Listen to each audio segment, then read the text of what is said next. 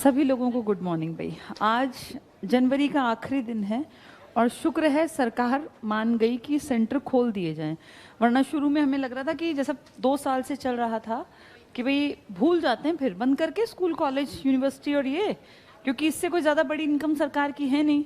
सरकार को बाकी चीज़ें जल्दी याद आती हैं, ये सबसे लेट याद आता है। पर इस बार एक अच्छी बात ये रही कि लोग खुद चाहते थे कि हमारे बच्चे स्कूल कॉलेज जाएं। अब इतना परेशान हो गए लोग, और ये एक फैक्ट है, तुम पढ़े लिखे लोग हो, तुम्हें पता होगा। उर्जित पटेल, सबको पता है ये नाम? आरबीआई के पूर्व गवर्नर, अब फिलहाल भी एशिया के बड़े एक बैंक के हेड बनाए गए हैं, अभी हाल फिलहाल में 10 एक दिन पहले। इन्होंने कहा कि अगर इंडिया लंबे टाइम तक शिक्षा पे काम नहीं करेगा ना, तो जो आने वाली पीढ़ी है ये अनपढ़ बराबर रहेगी।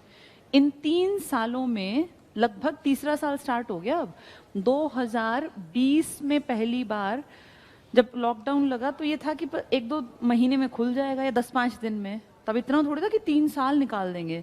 तुम ये देखो, जो बच्चा 2019 में तैयारी करने आया होगा, जून में जिसने प्लान किया होगा, उसको तो जब तक सिलेबस पूरा समझ में आता उससे पहले लॉकडाउन लग गया। फिर उसने पूरा 20 लॉकडाउन में एक भी दिन नहीं खुला तब तो।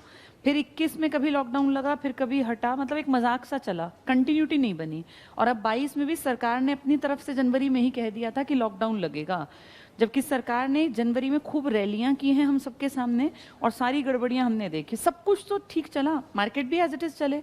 सबसे पहले आते ही इनको दिखता है कि सबसे पहला तरीका है स्कूल बंद कर दो, स्कूल कॉलेज यूनिवर्सिटी बंद कर दो, कोचिंग सेंटर्स। अपने आप सबके मन में दहशत, वो देखा नहीं वीडियो क्लिप एक वायरल हुई थी, राजस्थान के जो सीएम क्या कह रहे थे कि अगर दहशत फैलानी है सबसे बढ़िया स्कूल बंद करो, क्योंकि स्कूल भर भर के ऑटो और बस में बच्चे जाते हैं तो लोगों को लगेगा हाँ कुछ गड़बड़ है। लेकिन अब धीरे धीरे बातें सबको पता चल गई कि भाई ये बीमारी है तो सबके लिए, और नहीं है तो फिर बच्चों के लिए भी नहीं है। और ठीक है, बच्चे मान लिया 10 साल तक का बच्चा मुंह में हाथ डाल लेता है, उसको पता नहीं चलता, वो स्कूल में गंदगी से खा पी लेता है। लेकिन जो 15+ के बच्चे हैं वो तो इतने बेवकूफ़ नहीं होते, और उनकी पढ़ाई बहुत बहुत इंपॉर्टेंट है। अब जिन बच्चों ने 2020 में, जो बच्चे सोचो 9वीं क्लास में आए थे, उनकी 9वीं बिना पढ़ाई के चली गई, जबकि 9th क्लास इंटरनेशनल वर्ल्ड से हमारा परिचय कराती है। जब बच्चा 14 साल का होता है ना, 14 ईयर्स का, किशोरावस्था का पहला ईयर, उसका टीनेज के बाद का पहला ईयर, क्योंकि 13 में घुस गया, तब तुम उठा के देखो किताब, वर्ल्ड हिस्ट्री इंट्रोड्यूस करते हैं। इसका मतलब उसकी समझ दुनिया को समझने की बन जानी चाहिए। 2020 में जो बच्चा 9th में आया वो तो एक दिन भी स्कूल नहीं गया, उसको क्या समझ बनेगी? मैथ साइंस समझ में ही नहीं आया। फ़ोन पे पढ़ के देखो, ऐप तो बहुत बहुत अच्छी चीज़ है, क्योंकि ऐप में जब कैमरा यूज़ होता है ना, जो कैमरा सभी टीचर्स यूज़ करते हैं, वो 2.5 से 3 लाख का तो एक कैमरा है, और उसमें एक स्टूडियो, उसमें साउंड सिस्टम बहुत अच्छा है। लेकिन तुम अपने बच्चे के, अगर तुम्हारे घर में भाई बंधु कोई हो, भतीजा भतीजी, उसके स्कूल से जो क्लास आती है ना, उसको तुम एक दिन बैठ के देखना, उसमें इतना भाई लैपटॉप का कैमरा है, वो कैसा तो फोकस लेता होगा, कैसे उस पर अक्षर दिखते होंगे, देखा तुम लोगों ने?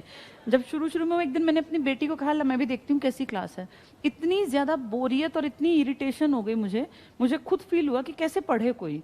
उसमें ना तो कोई रंग दिखते, ना टीचर की शक्ल दिखती ढंग से, ना वो लिखे हुए अक्षर दिखते। उससे तो 100 टाइम्स बेहतर है ऐप, क्योंकि ऐप पे कम से कम रंग भी दिखते हैं, टीचर भी दिखता है। ऐप का फोकस जो होता है ना, वो कैमरे का टीचर पे होता है। उस लैपटॉप के कैमरे को थोड़ी टीचर उतना फोकस करके पढ़ा सकता है, और ना कैमरा इतना अच्छी क्वालिटी का। भाई 30,000 में लैपटॉप में कैमरा लगा रखा है, तुम खुद सोचो, फोन जितनी कीमत तो है लैपटॉप की, तो कैसा कैमरा होगा? इतना घटिया हाल। और वो बच्चे उस क्लास में जो 9th में, तो 9th पढ़ गए, अब 10th भी पढ़ गए वो लोग, 10th भी समझ नहीं आई। अब क्या वो अपने बारे में डिसीजन लेने के काबिल बन गए कि मुझे साइंस पढ़नी है, कॉमर्स पढ़नी है, आर्ट्स? उनका डेवलप ही नहीं हुआ वो इंटरेस्ट। अब वो बेचारे मनचाहा कुछ समझ ही नहीं पाए, क्योंकि जब 2 साल हम 9वीं 10वीं में गए थे ना, तुम भी याद करो, तुम ये पढ़नी चाहिए, कॉमर्स पढ़नी चाहिए, इनके साथ कोई था ही नहीं ये बात करने वाला। अब ये सीधे 11वीं में पहुंचेंगे और इनको एक स्ट्रीम पकड़नी है। तुम लोगों का भी बहुत बड़ा नुकसान हुआ, क्योंकि इन 2 सालों में बहुत कुछ नया सीखा जा सकता था, और अब घर से तुम आए हो 1 महीने बाद, तुम्हें फील हो रहा है घर में और बाहर में बहुत अंतर है। यहाँ जो चीज़ें जितनी ज़्यादा आती है ना, वो एक कमरे में बैठ के नहीं सीखी जाती। पढ़ाई जो है ना, वो सोशल डेवलपमेंट का ही पार्ट है, सोसाइटी के बीच में रह के पढ़ाई होती है। जैसे मैं हूँ, मेरी बेटी 9th में है, मेरे तो टिप्स पे हैं सारी किताबें, मेरे लिए कितनी देर की बात है मैं उसको पढ़ा दूँ, लेकिन मेरे पढ़ाने से उसका विकास नहीं हो सकता। उसका डेवलपमेंट होगा जब वो स्कूल जाएगी, जब वो सीखेगी। परिमल सर 9th का मैथ्स चुटकियों में करा दें उसको, लेकिन हमें ये नहीं लगता कभी भी कि वो घर बैठे। मैं तो दिल से चाहती हूँ वो रोज स्कूल जाए। स्कूल जाने से ना, या कोचिंग सेंटर या कॉलेज जाने से दिमाग का बंद ढक्कन खुलता है। ये कागज सीखने से इंसान आगे नहीं बढ़ता कि मैंने किताब रट ली मैं नंबर 1 आ जाऊं। इंसान का असली डेवलपमेंट होता है कोचिंग सेंटर या कॉलेज जाने से। दिमाग का बंद ढक्कन खुलता है। ये कागज सीखने से इंसान आगे नहीं बढ़ता कि मैंने किताब रट ली मैं नंबर 1 आ जाऊं। इंसान का असली डेवलपमेंट होता है उसको सही लोगों की पहचान हो, गलत लोगों की पहचान हो। जैसे जब तक बच्चा या आप लोग भी ना अपने घर में हैं, कूप मंडूक होता है इंसान, चाहे मैं भी थी। जब वो बाहर निकलता है ना, सोसाइटी की समझ आती है। यार लोग चीट भी करते हैं, लोग झूठ भी बोलते हैं, लोग अच्छे भी हैं, लोग गलत भी हैं, लोग खराब भी हैं। निर्णय लेने की समझ आती है। तो उसके लिए ज़रूरी है कि आप बाहर निकलें। रोज़ बाहर आने से कंपटीशन भी फील होता है। अब जैसे जैसे तुम लोग बीच में आते रहो, जैसे आज तुम पहले दिन आए, बहुत अच्छी बात है। आधे देखो आए नहीं है, जबकि इस क्लास की स्ट्रेंथ तो बहुत ज़्यादा है।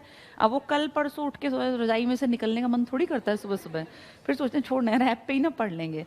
ऐप पे पढ़ना तब ठीक है जब हमारे पास कोई ऑप्शन ही ना हो, भाई सब तरफ बंद है, तो उस टाइम कुछ फ़ायदा मिल जाए कि चलो कम से कम स्टडीज़ के साथ जुड़े रहें।